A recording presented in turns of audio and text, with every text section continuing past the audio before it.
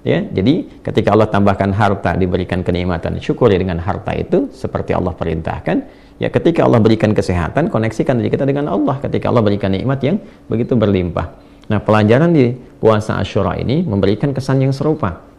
Jadi jangan sampai ada orang juga menunaikan puasa Asyura tapi lupa dengan Allah. Itu poinnya. Ya, berapa banyak Anda yang diberikan kenikmatan harta oleh Allah? Apakah sudah mengingat Allah atau belum? Jadi bukan sekedar babnya Anda menahan lapar, haus dari mulai subuh sampai dengan datang maghrib, tidak. Bagaimana ibadahnya meningkat nggak? Minimal sholatnya. Kalau mampu dikerjakan puasa, silahkan puasa.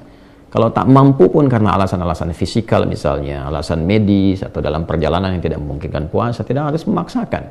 Yang penting hikmahnya praktekkan. Di hari yang sama kita berlatih untuk membangun hubungan dengan Allah lebih baik, meningkatkan sholat, meningkatkan zikir, meningkatkan sedekah, itu poinnya. Baik, kita bacakan hadisnya. Haddatsana qala al-Imam Al-Bukhari menyampaikan pada kita lewat kitab dia ini, beliau mengatakan haddatsana Qutaibah ibn Sa'id haddatsana Al-Laits an Yazid ibn Abi Habib anna Arak ibn Malik haddatsahu anna Urwah akhbarahu an Aisyah radhiyallahu taala anha. Jadi sumber hadis yang terkait dengan penunaian puasa 10 Al-Muharram atau dikenal dengan Asyura itu bersumber dari sahabat mulia sekaligus juga istri Nabi Muhammad SAW dan ibunda kita tercinta yaitu Sayyidah Aisyah radhiyallahu taala anha. Beliau menyampaikan anna Quraisyan kanat tasumu yawm Asyura fil jahiliyah thumma amara Rasulullah sallallahu alaihi wasallam bisiyamihi hatta furida Ramadan wa qala Rasulullah sallallahu alaihi wasallam man syaa falyasumhu wa man syaa afdara. Baik, disampaikan kisah di sini terkait dengan penunaian puasa Asyura atau 10 Al-Muharram yang dimaksudkan teman-teman. Ada latar belakang berdasarkan keterangan dari Sayyidah Aisyah bahwa di era Nabi SAW, bahkan sejak di era jahiliyah saat Nabi awal bertugas di kota Makkah Al-Mukarramah, ditemukan bahwa suku Quraisy itu sudah menunaikan puasa ya di hari ke-10 di bulan Al-Muharram, dikenal dengan puasa Asyura ya, dari kata Asyrah Asyur yang berarti hari ke-10 ya. Jadi orang-orang Quraisy ini sudah terbiasa menunaikan puasa di hari itu, yang nanti ada keterangan lanjutan di hadis lain kita akan temukan, termasuk saat Nabi SAW hijrah ke Yathrib yang kelak menjadi Al-Madinah Al-Munawwarah. Jadi ditemukan oleh Nabi SAW kebiasaan orang-orang Quraisy, suku Quraisy di era jahiliyah telah menunaikan puasa Asyura, maka Nabi pun SAW menunaikan puasa dimaksud yaitu puasa Asyura. Dan setelah tibanya ya hatta furida Ramadan, setelah tibanya perintah untuk menunaikan kewajiban puasa Ramadan saat hijrah ke Yathrib ya atau Al-Madinah Al-Munawwarah di tahun kedua hijrah, maka Nabi SAW menyampaikan kepada sahabat-sahabat beliau, kepada umatnya, man syaa falyasumhu wa man syaa afthara. Siapa yang masih menginginkan menunaikan puasa Asyura ini, silahkan dia tunaikan, tapi siapa yang kemudian juga hendak menunaikan fokus ke Ramadan saja dan tidak berpuasa Asyura ini, maka dia boleh melakukannya. Baik, para ulama sepakat di sini bahwa ini menunjukkan yang pertama tentang awal peristiwa penunaian puasa Asyura ini ya dari segi waktu tentunya. Kemudian yang kedua adalah menunjukkan kepada isyarat hukum puasa Asyura bila dibandingkan atau dikomparasikan dengan hukum puasa Ramadan, sehingga dari situ kemudian kita akan temukan konsekuensi dari penunaian ini ketika dibandingkan. Ya, kesimpulannya adalah sejak era Nabi Muhammad SAW awal berdakwah, awal bertugas sebagai Nabi dan Rasul, itu telah ditemukan di kabilah Quraisy, di suku Quraisy sejak era jahiliyah kebiasaan menunaikan puasa Asyura, puasa ke-10 ya di bulan Al-Muharram. Jadi menunjukkan bahwa ada silsilah penunaian ini yang kita nanti akan lacak di hadis-hadis lainnya, bagaimana kemudian suku Quraisy bisa terbiasa menunaikan puasa dimaksud. Jadi nanti kita akan temukan di aspek pembahasan lain bahwa ada tradisi-tradisi di zaman jahiliyah juga yang nanti disikapi dengan 4 hal dalam syariat Islam. Ya, di antara 4 ini ada yang diteruskan oleh Nabi, diakomodir oleh syariat Islam, karena memang ini juga selain punya sanad ke era-era sebelumnya yang tersambung pada nabi-nabi sebelumnya, juga yang kedua memang memiliki nilai-nilai kebaikan, value-nya positif. Ya, karena itulah kemudian diakomodasi oleh syariat Islam dan diteruskan. Nah, hukumnya nanti bisa berbeda-beda ya. Kebanyakan itu kalau tidak itu mubah diperkenankan atau juga bisa menjadi sunnah. Ya, di antara yang diadopsi ini adalah terkait dengan puasa Asyura, kemudian dilestarikan, bahkan dicontohkan, dilakukan oleh Nabi Sallallahu Alaihi Wasallam, karena nanti kita akan temukan di hadis lain sanadnya juga tersambung pada kebiasaan umat-umat yang lalu sampai ke eranya Nabi Musa Alaihissalam. Kita akan temukan itu dalam membahas hadis yang lainnya. Jadi kita bisa dapati bahwa di era-era Nabi awal berdakwah itu suku Quraisy telah menunaikannya, artinya ada kebiasaan yang berlanjut dari sebelumnya sampai ke era Quraisy di masa jahiliyah. Ini menunjukkan juga bahwa ajaran-ajaran nabi-nabi sebelumnya itu bersambung. Kalau saya lompat sedikit untuk memberikan bocoran, kita akan temukan di hadis lain nanti bahwa puasa ini ditunaikan ya sebagai tradisi yang terus bersambung sampai eranya Nabi Musa alaihissalam sebagai rasa syukur pada Allah Subhanahu wa taala, karena di hari itu, di tanggal itu, Nabi Musa alaihissalam dibebaskan oleh Allah, dalam arti diselamatkan dari kejaran Firaun dan bala tentaranya. Jadi kejadian yang Firaun ditenggelamkan itu, kemudian diselamatkan Nabi Musa alaihissalam dan pengikutnya pada masa itu dari kejaran Firaun, itu terjadinya di 10 Al-Muharram. Ya, sehingga dikenal dengan Asyura, dari kata Asyura, hari ke-10 di bulan Al-Muharram. Maka untuk mensyukuri peristiwa itu, ya, orang-orang pada masa itu menunaikan puasa sebagai bentuk syukurnya kepada Allah Subhanahu wa taala. Dan ini memang standar dasar ya dalam risalah Islam itu. Islam itu kan tunduk, patuh, taat. Karena itu risalah yang dibawa oleh Nabi Adam alaihissalam sampai Nabi Muhammad SAW itu semuanya disebut dengan Islam, dalam arti kepatuhan, ketundukan, ketaatan kepada Allah Subhanahu wa taala. Nah, dalam konteks menunaikan ketundukan, kepatuhan itu nanti syariatnya disesuaikan dengan eranya masing-masing. Karena itu boleh jadi syariat di masa Nabi Adam akan berbeda dengan syariat di masa Nabi Nuh alaihissalam. Syariat Nabi Nuh alaihissalam akan berbeda dengan syariat Nabi Ibrahim alaihissalam, sesuai dengan eranya, kebutuhan umatnya. Dan di antara sebagian syariat itu ada yang pokoknya sama, seperti sholat misalnya, ya, walaupun boleh jadi penunaiannya agak sedikit berbeda, tapi poinnya adalah sama, penunaian sholatnya, ya, kemudian juga konektivitasnya dengan Allah dan sebagainya itu terjaga, ya. Tapi yang prinsip dasarnya keberagamaannya disebut dengan Islam, orangnya disebut apa? Muslim, ya. Karena itu Nabi Ibrahim mengatakan ketika Allah Subhanahu wa taala berfirman, "Idz qala lahu rabbuhu aslim, qala aslamtu lirabbil alamin." Ketika Allah mengatakan tunduk patuh aslim, beliau mengatakan aslamtu lirabbil alamin. Saya berislam, tunduk patuh kepada Allah penguasa seluruh alam, ya. Bahkan di ayat lain dikatakan wa ana minal muslimin atau wa ana awwalul muslimin. Saya orang yang pertama, jika memang pun disuruh pada masa itu, saya orang pertama yang akan tunduk patuh kepada Allah Subhanahu wa taala. Kembali ke pembahasan kita, maka tradisi yang sudah berlangsung dari era Nabi Musa alaihissalam ini 2000 tahun kurang lebih sebelum eranya Nabi Muhammad sallallahu alaihi wasallam berlangsung kepada setelahnya sampai kemudian masuk ke wilayah Jazirah Arab. Kalau kita belajar sirah dengan lebih mendalam, memang di kitab-kitab sebelumnya, ya, baik itu di Taurat, kemudian juga di Injil setelahnya, ya, dalam beberapa masa tentunya, melewati masa-masa Nabi Daud dan Nabi Sulaiman sampai ke Nabi Isa alaihissalam, itu ditemukan berita akan ada seorang nabi penutup, nabi terakhir yang sangat mulia, akhlaknya indah, gitu kan, kemudian ketaatannya luar biasa, yang dia akan lahir di sekitaran wilayah Makkah itu, lantas dia akan berhijrah, ya, ke wilayah Yathrib yang kelak dikenal dengan Al-Madinah Al-Munawwarah. Maka dari situlah dulu orang-orang Yahudi itu sudah berusaha memenuhi wilayah-wilayah khususnya di Madinah, karena yang dikejar itu tempat menetap akhirnya. Maka mereka mulai datang, yang sebelumnya di situ banyak orang-orang Yaman, maka mulailah berdatangan orang-orang Yahudi. Maka di situ kita dapati misalnya suku Khaybar dari Yahudi, ya, kemudian Bani Quraidah, Bani Qainuqa dan sebagainya itu kumpul di wilayah Al-Madinah Al-Munawwarah atau Yathrib tempo dulu, sebetulnya untuk menunggu Nabi terakhir datang. Ya, hanya karena mohon maaf, ya, mereka memiliki tingkat rasialisme yang tinggi, menginginkan dari garis keturunan mereka, dalam arti nyambung ke Nabi Ishaq alaihissalam, ya, putranya Sayyidah Sarah ya alaihissalam. Maka ketika yang lahir adalah keturunan dari Nabi Ismail alaihissalam yang dipilih oleh Allah Subhanahu wa taala, yaitu Nabi Muhammad sallallahu alaihi wasallam, maka muncullah rasa irinya, ya, dan genealogi itu hidup kembali, rasa iri hati, rasa tidak senang dan sebagainya, seperti dialami Yusuf, ya, mendapati perlakuan dari saudara-saudaranya. Baik, maka itu secara singkatnya bagaimana Yahudi bisa berada di Madinah, bisa kemudian itu hidup dan seterusnya. Nah, orang-orang yang di wilayah Makkah ini karena juga mewarisi bagian dari ajaran dan tradisi yang dibawa oleh Nabi Ismail alaihissalam dan interaksi mereka dengan Yathrib juga begitu tinggi, maka itu masih kemudian terbawa tradisi-tradisi yang kemudian berjalan dari masa-masa yang dahulu. Di antaranya apa? Di antaranya melestarikan puasa Asyura atau hari ke-10 di bulan Al-Muharram. Maka hadis ini menguatkan dokumen yang ditemukan di Sahih Al-Bukhari di topik nomor ke-30 dari 97 topik itu, nomor hadis 1893, rawinya tersambung pada Sayyidah Aisyah radhiyallahu taala anha. Dan metodologi seperti ini nggak akan ditemukan kecuali dalam Islam. Jadi bisa dilacak gitu.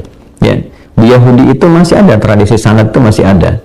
Ya, tapi kalau kita ingin temukan yang paling otentik, dalam arti otentisitasnya terjaga, validitasnya bisa dipertanggungjawabkan, ada kriteria sampai menunjukkan yang sahih, dhaif, ini yang diduga bermasalah, ini yang matruk, ini yang mungkar, ini yang mu'dal, dan seterusnya, itu kita akan temukan hanya di dalam dokumentasi Islam, ya, dengan sisi keilmuan yang sangat ketat.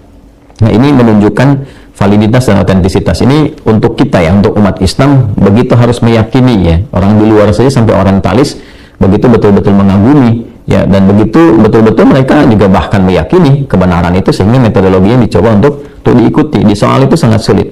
Maka kita bersyukur sebagai umat Islam, alhamdulillah Allah jaga agama ini dengan sanad ya, sehingga mau disoal dari sisi manapun kita bisa mempertahankannya karena Allah yang menjaganya ya. Allah menjaga Al-Quran sehingga tidak ada satupun yang bisa dirubah, tidak ada satupun yang bisa direkayasa, dan Allah juga menjaga ya sabda-sabda Nabi Muhammad SAW yang dilestarikan sampai kini melalui penjagaan para ulama kita yang bisa disambungkan sampai ke Nabi. Si fulan menerima dari si fulan sampai ke Rasulullah SAW, dan itu sifatnya sangat ketat, bahkan juga dikomparasikan dengan orang-orang lain yang hidup sezamannya, sehingga dijaga agar tidak ada kesepakatan misalnya, atau mustahil seseorang bisa sepakat untuk berbuat dusta. Itu disebut dengan mutawatir namanya.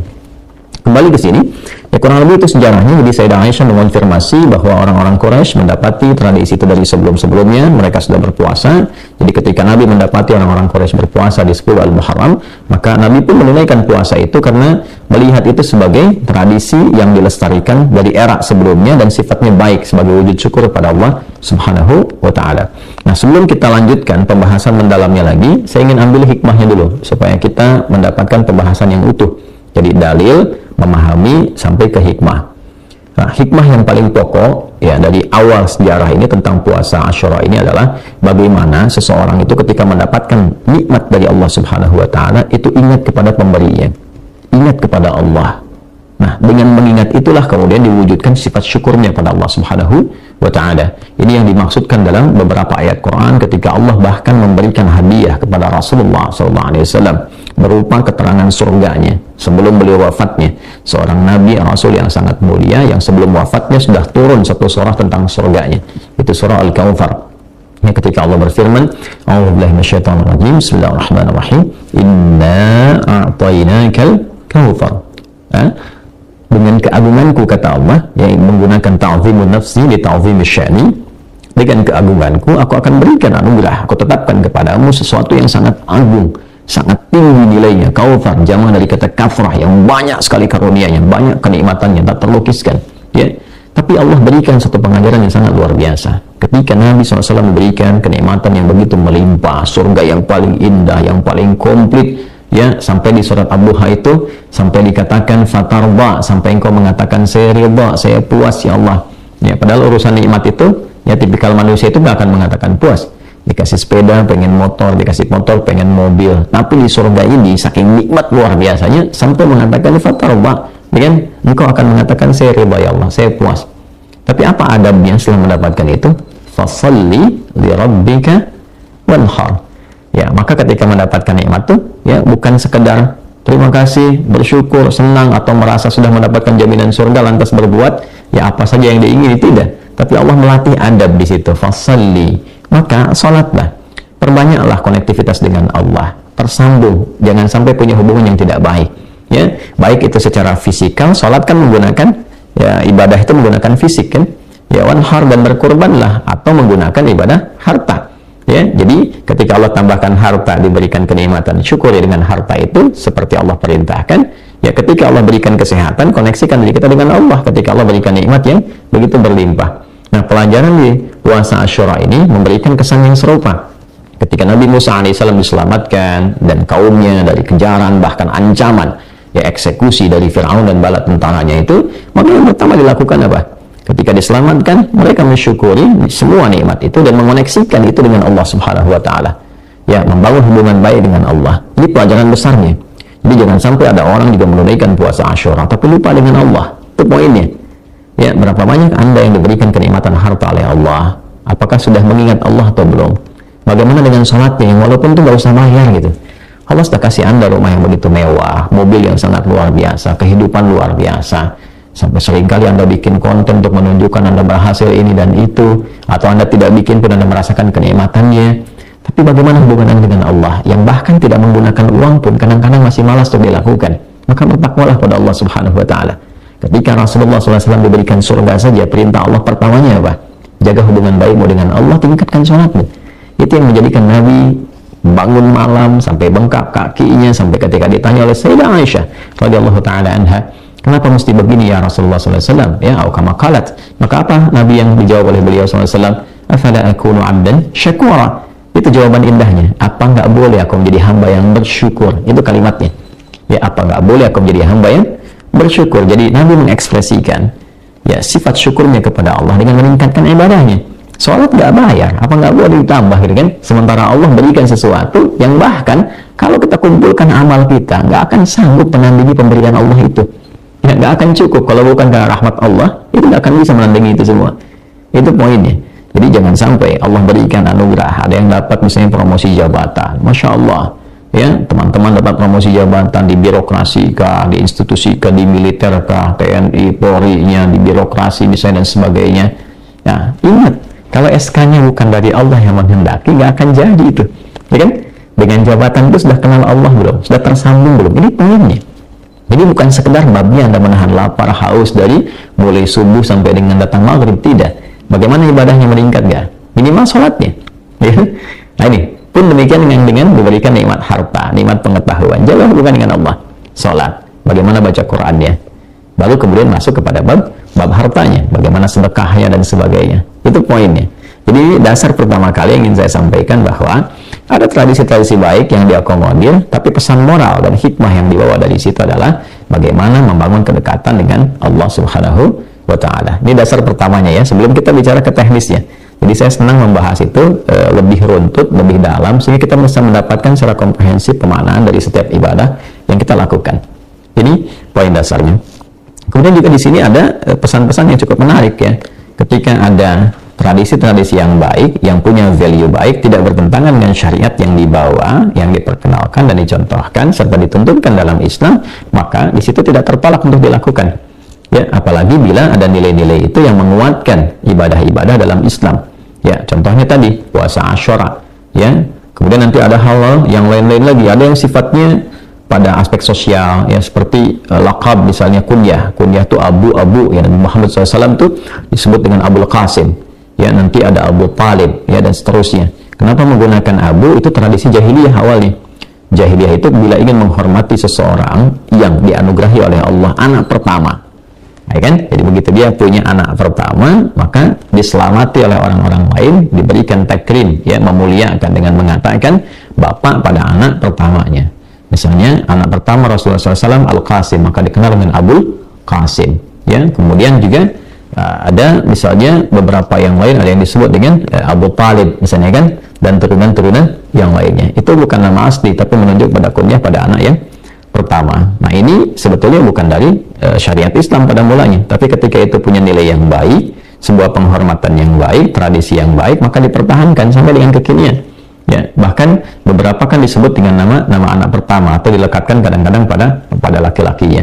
Bahkan pada orang yang berharap menginginkan punya anaknya akan diberi nama si fulan dan dilekatkan nama abunya. Misalnya saya pengen punya anak Abdurrahman, ya kan belum lahir tuh, ya masih dalam kandungan, atau misalnya pengen berharap, maka dia lekatkan nama itu untuk menjadi bagian dari kunyahnya Abdurrahman. Itu sebetulnya bukan tradisi yang langsung dari Islam, tapi tradisi yang sudah ada sejak zaman jahiliyah. Value dan dilihat baik, kemudian di situ diakomodir dan diterapkan dalam kehidupan. Dan itu tidak harus menunjukkan menjadi Islami, tidak. Justru menunjukkan kepada sifat-sifat baik yang harus dilestarikan. Jadi jangan kemudian kalau ada kunyahnya Abu Abdurrahman, misalnya Abu Muhammad, Abu Ahmad, ya, dan otomatis harus membawa nama itu dalam kehidupan. Tidak juga, itu hanya kesan yang ditampilkan untuk penghormatan, takrim. Jangan sampai namanya dilekatkan kunyahnya, ya, tapi sifatnya tidak tampil dengan mulia. Nah, itu juga kontradiktif, ya, harus dikembalikan kepada aspeknya. Ini beberapa pelajaran yang kita dapatkan dulu sebelum masuk kepada intinya. Lalu di akhir, di sini dapati satu keadaan bahwa hatta furida Ramadhanu wa qala Rasulullah sallallahu alaihi wasallam man syaa'a falyasumhu wa man syaa'a aftara. Sampai kemudian tibalah difardukannya, diwajibkannya puasa Ramadan, maka Nabi SAW mengambil sikap untuk menyampaikan kepada umatnya pada masa itu, siapa yang ingin meneruskan puasa Asyura silakan lakukan, siapa yang ingin juga tidak berpuasa di hari itu tidak jadi masalah ketika ada Ramadan. Nah, ini menunjukkan yang pertama aspek hukum bahwa puasa Asyura itu puasa 10 ya di hari ke-10 di bulan Al-Muharram itu hukumnya sunnah. Jadi bukan fardu di sini. Jadi lebih kuat Ramadan dibandingkan dengan Al-Muharram. Artinya apa? Kalau dilakukan pun ada kebaikan, ada pahala di dalamnya. Kalau tidak memungkinkan pun untuk mengerjakan itu karena kondisi-kondisi tertentu, ada uzur syar'i misalnya, maka tidak menjadi mengapa. Tidak menjadi beban dosa dan tidak harus diqadha. Jelas ya? Ini gambarannya. Jadi kalau ada yang bertanya bagaimana statusnya puasa Asyura itu, baik dia sunnah. Baiknya sunnah yang bahkan Nabi pernah mempraktekkan, sehingga sebagian ulama juga menggarisbawahi walaupun statusnya sunnah sangat ditekankan jadi muakkadah untuk dikerjakan. Tapi bila dikomparasikan dengan Ramadan, maka tetap nilai sunnah itu tidak bisa mengalahkan yang fardu, ya. Nah, di sini kenapa dikomparasikan supaya juga umat Islam bisa memosisikan secara proporsional. Ya, ingat ini poinnya, ini hikmahnya seperti ini, pelajarannya demikian. Kalau mampu dikerjakan puasa, silahkan puasa. Kalau tak mampu pun karena alasan-alasan fisikal misalnya, alasan medis atau dalam perjalanan yang tidak memungkinkan puasa, tidak harus memaksakan. Yang penting hikmahnya praktekkan. Di hari yang sama kita berlatih untuk membangun hubungan dengan Allah lebih baik, meningkatkan sholat, meningkatkan zikir, meningkatkan sedekah, itu poinnya.